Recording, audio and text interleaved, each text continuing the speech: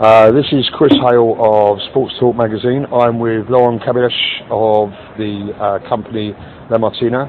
I'm going to be asking Laurent a few questions, and we will be discussing branding and sport for polo.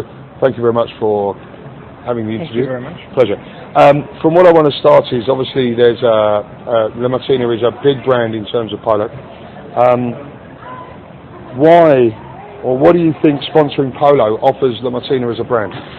Well, like I told you earlier, I mean, the association with polo is more than just a sponsoring or a marketing exercise for us. That's really where the brand comes from. I mean, the technical part of La Martina is well known from the polo industry. I mean, that's where the brand has started, providing equipment, saddles, knee pads, to the game, helmets. The first helmets which were trustable were out of the La Martina factories.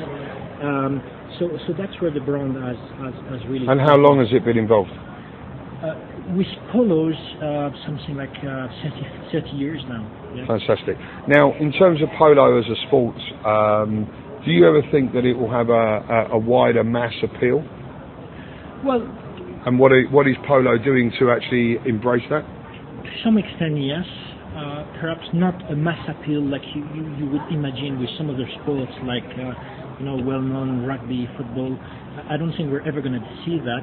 Now there are some projects and some games to, I would say, perhaps democratize the polo. You could talk about the initiative of La Martina in Miami for the sand polo. I mean, typically, U.S., except a few areas, is not a polo country. But proposing a polo in a different environment, in a different scenario, allows a bigger crowd. Okay, and with regards to what you've just said, I gather that there is snow polo in Russia. How did that come about? The last event of snow polo where La Martina was involved was in St. Moritz, in Switzerland.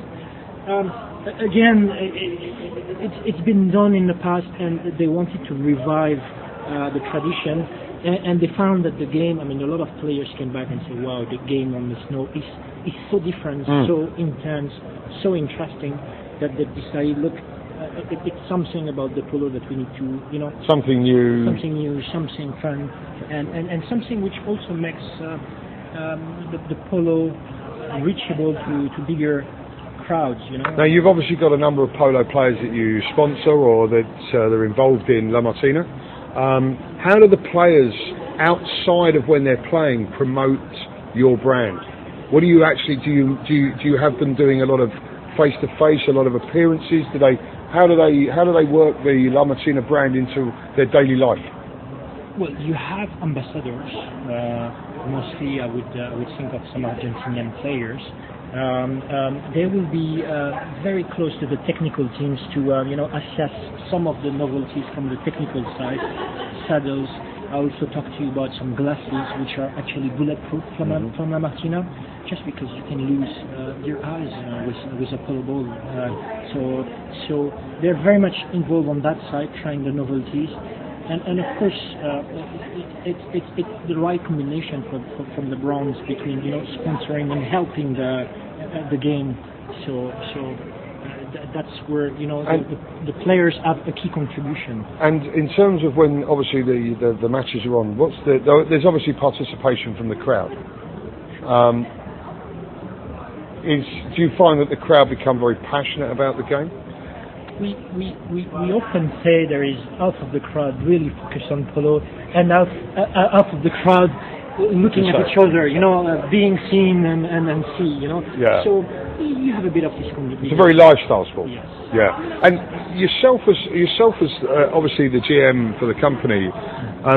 For the union, yes, for the region. What exactly is your interest in polo? And outside of polo, what sports do you like?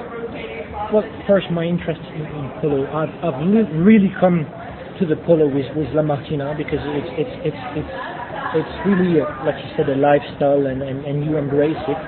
So I'm a very bad horse rider, but I know enough with